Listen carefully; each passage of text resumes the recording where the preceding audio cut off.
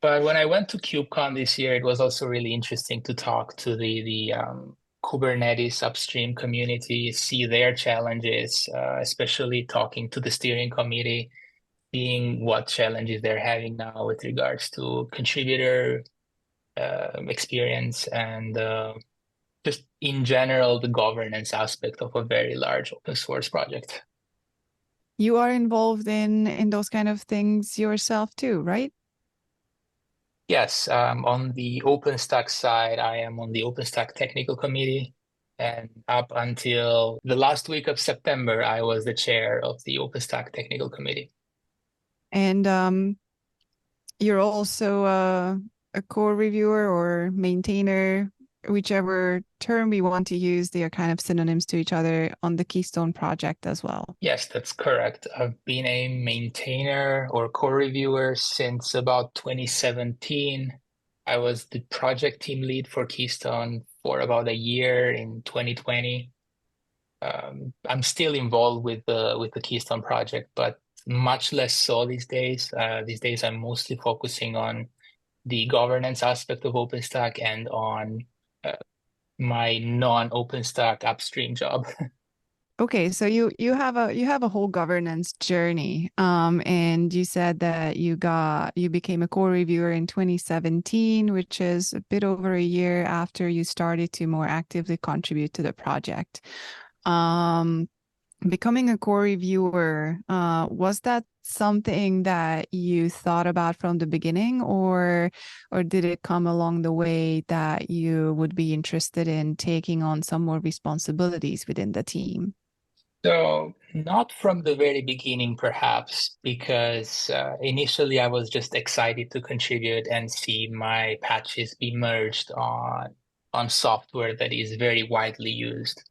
But eventually, after a while, as I got more involved and started attending the team meetings, um, as I started attending the team meetings, fixing more bugs, it started becoming more a question of I would be more effective if I also can review things, if I also can merge things, because I've been involved for a while and we're all aiming for the same goal here. So that's when it starts from a practical perspective becoming a goal rather than just contributing in general. But it wasn't something that I wanted just for the sake of like writing it down on my resume or whatever. It's just the team was something I wanted to help with, and seeing the load that was on the maintainers and being able to also take some of that load for myself and help them with reviewing patches was a win-win, I guess. And as you offered to do those kinds of activities, how much did you start to slant back into your nights and weekends as far as activity being done on OpenStack's benefit versus your day job? Um, Initially, a bit too much, perhaps, because it was something new and exciting, and I tend to um, focus my attention on new and exciting things. So it was like eating my free time because it was really exciting to work on that and now finally be able to like merge things and just yeah. But eventually, like you start finding ways to sneak out of that 20% because a lot of the things that you're working on also related to the other 80%. So there were some patches that would be greatly beneficial to merge into Keystone because they would add a feature that that would be used in our cloud. So uh, there were weeks where that started being 100% for several weeks, and then it would be less of a like a hard line because the lines really got blurry. We or one of our clouds that we offer is OpenStack based. The other is based with OpenShift, so Kubernetes. But most of our users really are still on the OpenStack cloud. And yeah, all of those features that we managed to get merged would be more help for us along the way down the line in supporting and operating this cloud. But also, a large aspect was just maintaining the cloud itself. So forming those relationships with the Nova team, with the Cinder team, the other teams of the various components that make up OpenStack started becoming more of a like necessity for the job itself. So the lines really got blurry at some point. Was becoming a core reviewer something that you needed to kind of get approval for within your organization? Was that something that you kind of had to sell, that you will be doing that responsibility, or was it looked at as an opportunity that they were celebrating, or you just kind of, you had the 20% versus 80% and you saw what it meant to become a maintainer and you just set it as a goal to figure it out as you go? It was definitely figuring it out as I go. It did get celebrated though when I announced that I had gotten maintainership in Keystone.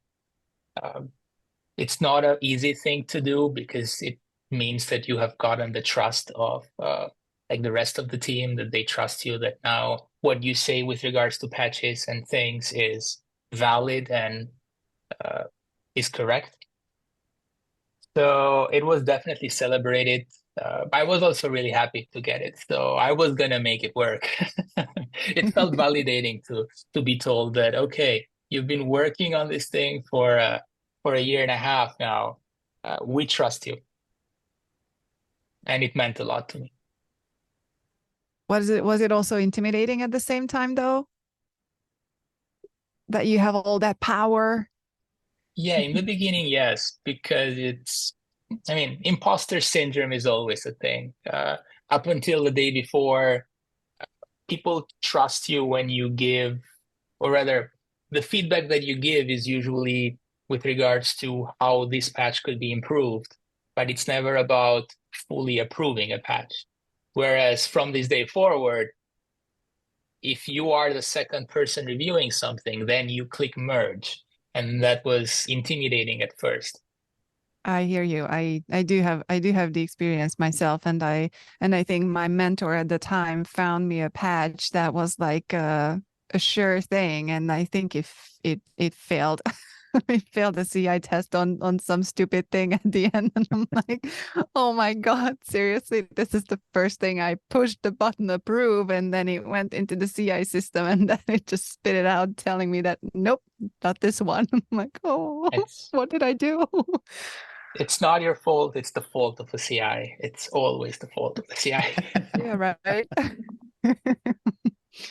But yeah, I definitely remember too that one thing is the excitement and the trust and the validation, and then like I actually not just get to decide something, I will have to decide something and take the responsibility that I let the thing in, even though there will be at least one other person who has to say that that they like it too. Like at least in OpenStack, there is a culture that at least two core reviewers have to say that this is good to go before you're able to approve. And even then, the patch goes through another set of automated tests. So it's hard to say that I personally forced anything into the code base, because that is really hard, kind of impossible to do. Like not even running the CI test, that's just not going to happen. But it still feels like a huge load of responsibility that, yes, I was the person who said the final yes to it. Just curious. So with the role of core reviewer and such, can you talk about any technical disagreements that occurred as far as people wanting to do something or wanting to do things in a different way and arbitration was required, or, the fun stuff in community collaboration where the ideal of compromise has to be given? In Keystone specifically, perhaps not conflict. Some things did not get merged spec-wise. So we have a process for merging features, which is called writing down a specification, and then people agree on the specification, and then you start working on the code. But people first need to agree for the feature itself, all of the API surface, all of the major changes that are going to be done to it. And those are usually trickier to get approved, not because there's conflict, but because generally a strong opinion may be negative, and then interest just dies down because people are more conflict averse, or it's not really a strong requirement of their job, so they're not really willing to go through with the hassle of convincing an entire team of people that we should do it this way. And it's generally easier to make small changes rather than make big changes, because those require more eyes, they're more effort to get approved, and people generally just focus on minutiae and small details, and that just makes the entire process frictionful, and it takes time, and you have to meet the deadlines. But I don't remember specifically something that was really like conflictual. Frictional perhaps, but not conflictual.